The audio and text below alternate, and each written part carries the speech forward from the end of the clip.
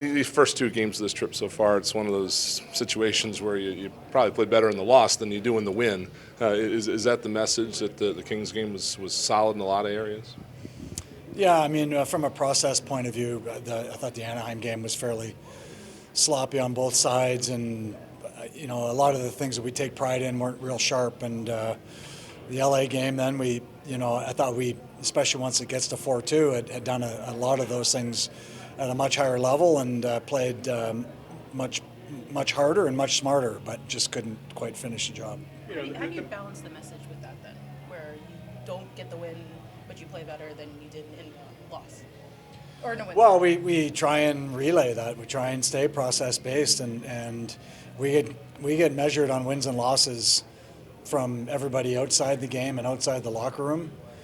From within, we have to recognize when we are actually doing the little things well and maybe not getting bounces and maybe not finishing as much as we'd like. We've got a lot of growth to go as players and as a group, and so I think the best way to do that is to try and stay on that process track. Obviously, if you're a hockey fan looking at this matchup from the outside, you're looking at the two rookies in the Calder Trophy race.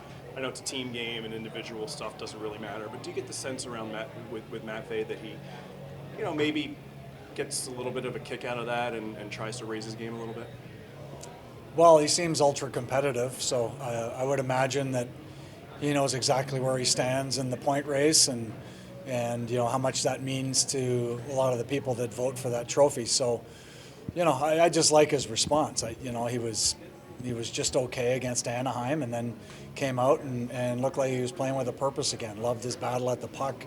Obviously, his skill is something that shows up nightly, and we're looking for that sort of consistency to show up game to game. What have you seen from Macklin on the other side? You guys faced him once already.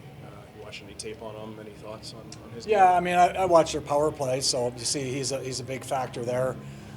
He's a guy that really uses his feet to create things. He's a great skater, trusts his legs, loves to have the puck, a lot like Matvey.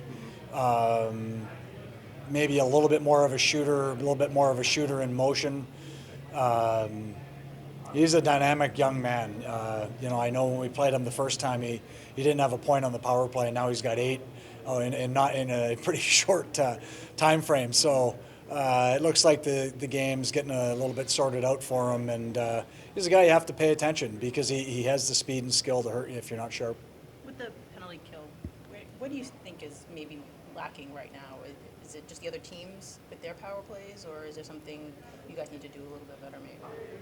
I think we have to manage the puck better. I think we've always created loose pucks with our checking and with our pressure reads, and I think a lot of our extended stays in the zone have been a result of us not finishing the job, basically getting it down the ice and giving us a chance to get fresh legs out there. It's a big part of my meeting every time we have a game is getting the puck 200 feet, and it's the one thing that has been a little lacking consistency-wise anyway, and when you give teams that second and third crack at it, that's when you start getting in trouble and sometimes stop getting the bounces, and we just have to get out in front of it again. I feel like we're, especially the first sort of salvo, that first face-off, and then whether it's a D-zone coverage or whether it's down the ice, I think we have to shorten that time considerably so that we're spending a lot less time early on in penalty kills